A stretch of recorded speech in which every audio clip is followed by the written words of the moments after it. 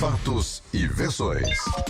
O que vai impactar a sua vida agora no Café com Política. E no Café com Política de hoje nós vamos conversar com o deputado estadual Coronel Henrique do PSL. Seja muito bem-vindo, Coronel. Prazer receber o senhor aqui. Muito obrigado, Thalita. Muito obrigado, Rodrigo. É um prazer estar aqui. Deputado, como que o senhor tem acompanhado a questão das barragens em Minas Gerais, mais especificamente a de Brumadinho, né? Depois dessa tragédia no último dia 25 de janeiro. Eu, inclusive, Thalita, tive a oportunidade de estar em Brumadinho no sábado. Eu participei lá da comitiva do ministro do Turismo. Tive a oportunidade de realizar um sobrevoo em toda a área atingida, tentando realmente avaliar os impactos disso e muito preocupado, né, em trazer soluções para que a região recupere dessa tragédia, né, de perdas inestimáveis de vidas humanas, vidas animais e de devastação para o meio ambiente. E a Assembleia Legislativa já reagiu, já apresentou uma pronta resposta, uma CPI será instaurada para apuração dos fatos, para auxiliar todo o Ministério Público, o Poder Judiciário no sentido da apuração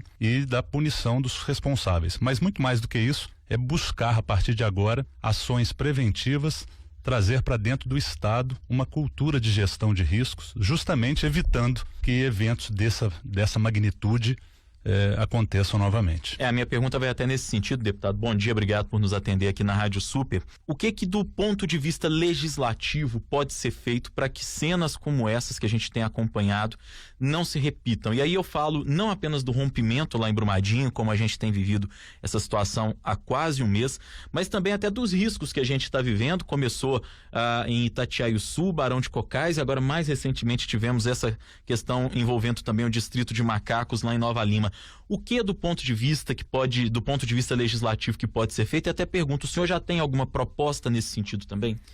Rodrigo, o papel da Assembleia sempre, né, o parlamentar, ele vai ter sempre um papel de legislador e fiscalizador constante dessas ações. Acredito que comissões específicas da área serão tratadas com relação a aperfeiçoamento da legislação, mas eu acredito principalmente, Rodrigo, que hoje nós devemos tratar muito da questão da impunidade. Eu acho que, sob o aspecto legal, eu acho que a legislação já existe a fim de cumprir as determinações do judiciário nesse sentido. E eu acredito que o papel da Assembleia, mais do que legislar hoje, é cobrar, é ser efetivamente a voz do povo, né, representando o povo de Minas Gerais, que exige, não só o povo mineiro, mas o povo brasileiro, exige que tais fatos não aconteçam novamente. E a minha proposta hoje é incansavelmente atuar no sentido de fazer uma revisão de toda a parte legal relativa aos modelos, aos processos e especialmente sempre atento para a gestão de riscos. Eu falo muito nisso, Rodrigo, porque eu sou coronel do Exército, né, e nós temos uma preocupação extrema nas ações de segurança, né? Todas as ações militares, elas são cercadas de vários planejamentos e vários responsáveis pela segurança, e o militar tem uma característica muito importante, que os responsáveis são muito bem definidos em cada cenário de atuação, seja de treinamento e seja numa operação especificamente real. Então eu acho que é fiscalizar, determinar os responsáveis e imputar a responsabilidade naqueles que, por negligência ou imperícia, cometeram erros. Deputado, o senhor, enquanto representante do PSL, a gente não poderia deixar de tratar sobre um dos assuntos que veio à tona na semana passada, mais especificamente entre o presidente Jair Bolsonaro e o ministro-chefe da Secretaria-Geral da Presidência, o Gustavo Bebiano. Essa polêmica envolvendo também os filhos do Bolsonaro, o Bebiano que comandou inclusive o PSL durante a campanha do Jair Bolsonaro e que está para ser demitido nesta segunda-feira. Como o senhor tem acompanhado, o senhor enquanto deputado do partido, toda essa situação? Thalita, eu tenho justamente acompanhado pela imprensa, né? Nós estamos aqui como deputado estadual.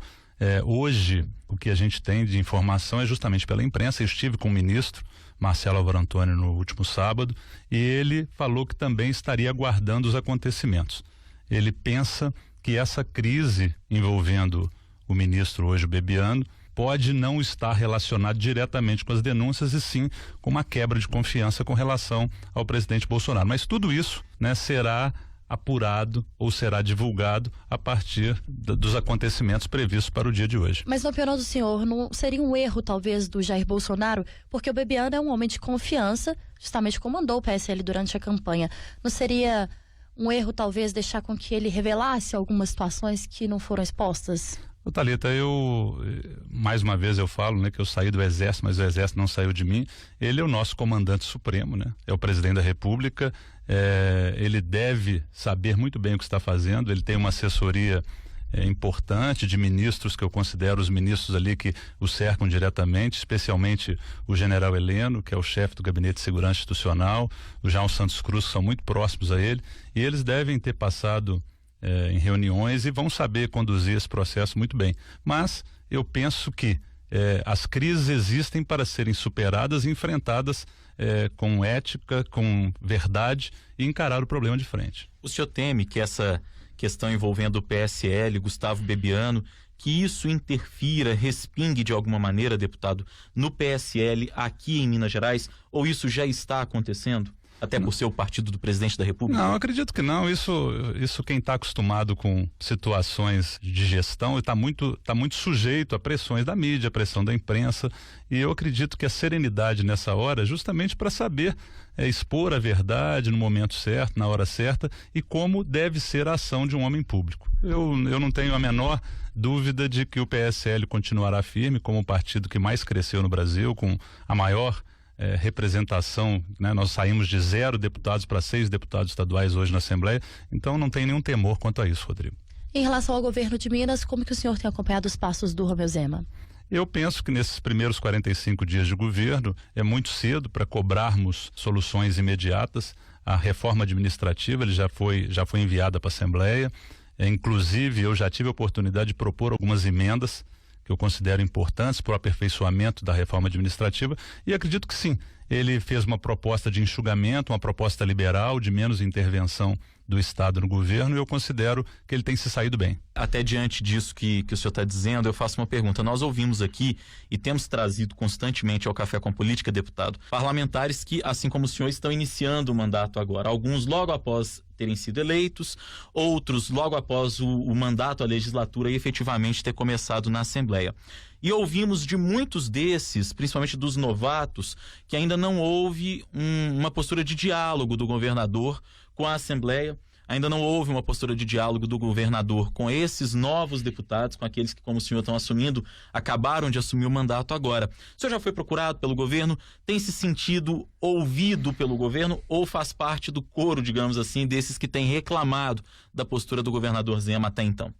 Não, Rodrigo, eu talvez, eu não sei se pelo momento da minha entrevista, eu já tive a oportunidade de ser recebido, sim, pelo governo. Tive a oportunidade de, inclusive, entregar uma proposta minha nas mãos do governador a respeito da criação, da proposta de uma subsecretaria de fomento às escolas cívico-militares em Minas Gerais. Eu entreguei essa proposta na mão do Romeu Zema, entreguei essa proposta na mão do secretário de governo, Custódio Matos, entreguei essa proposta na mão da secretária de Educação, a Júlia Santana, e o governador recebeu toda a bancada do PSL, e acredito que a partir da semana que vem, ou dessa semana, receberá também os blocos parlamentares que se formaram na Assembleia.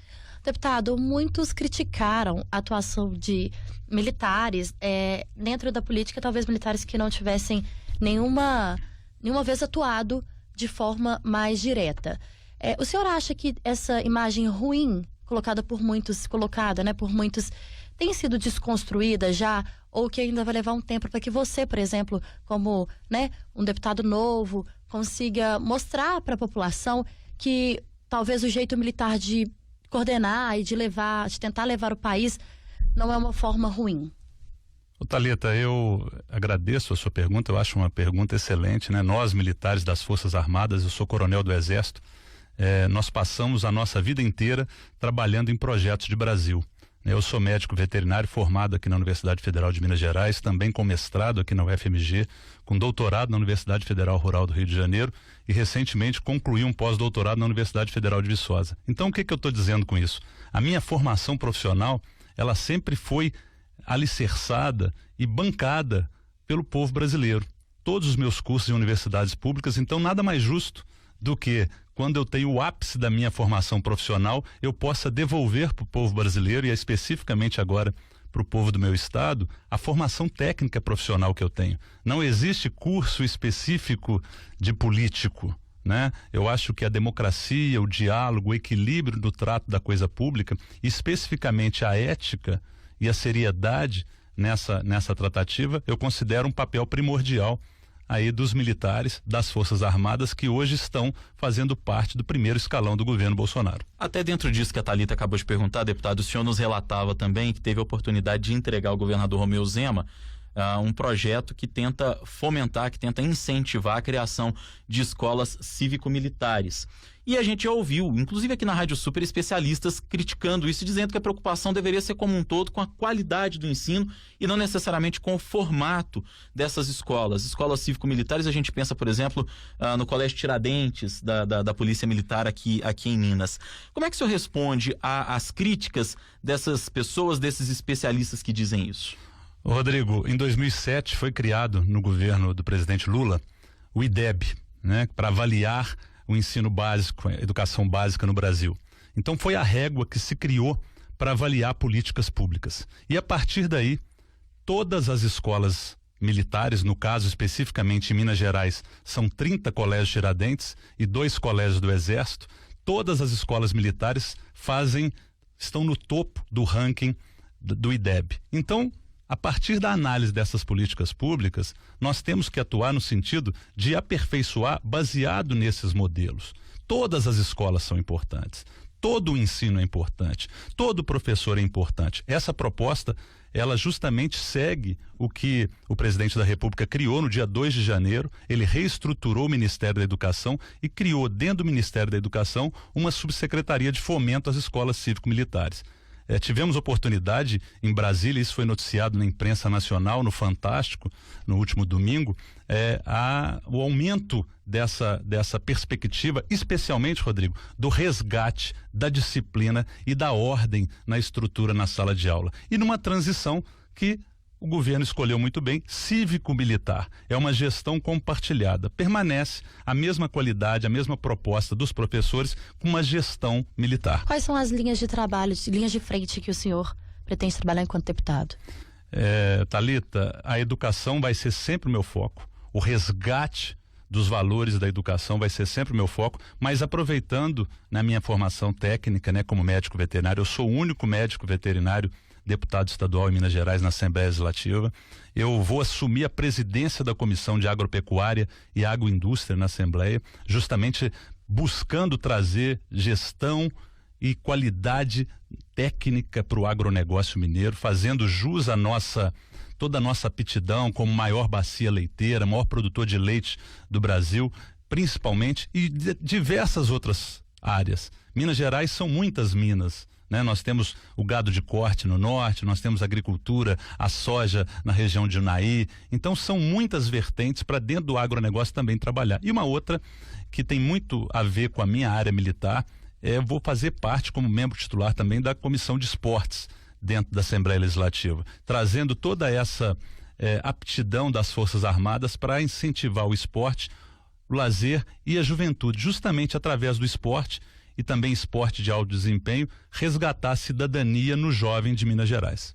Como presidente da Comissão de Agropecuária, de Agricultura e Agropecuária da Assembleia, eu pergunto para o senhor, e esse é um assunto que tem sido muito discutido também. O senhor é a favor do chamado pacote do veneno, que é um assunto que gera muita polêmica, principalmente lá em Brasília? É uma questão nacional, eu sei, mas é importante ouvir a palavra de alguém que vai comandar essa comissão. Por uma coincidência, uma feliz coincidência, eu fui durante 2 anos representante do Ministério da Defesa na Comissão Técnica Nacional de Biossegurança em Brasília. Então, todos esses modelos do agronegócio, e aí, Rodrigo, o pacote do veneno talvez foi uma forma que os inimigos do modelo criaram, né? Hoje existe muita tecnologia a favor do agronegócio, né? Quando nós pensamos no enorme número de alternativas para controle de pragas que impedem a produção. Então, eu penso que tudo tem que ser tratado com muito cuidado e justamente baseado na experiência de especialistas. Então, o uso de tecnologias no sentido de fomentar a nossa produção agropecuária, no sentido de viabilizar mais alimentação para a nossa população, desde que aprovado em todas as instâncias técnicas por especialistas na área, eu vou estar sempre a favor da produção com qualidade para o nosso povo. Conversamos com o deputado estadual Coronel Henrique, do PSL. Eu queria agradecer a entrevista do senhor. Foi um prazer recebê-lo aqui. Muito obrigado, Thalita. Muito obrigado, Rodrigo. Um abraço a todos.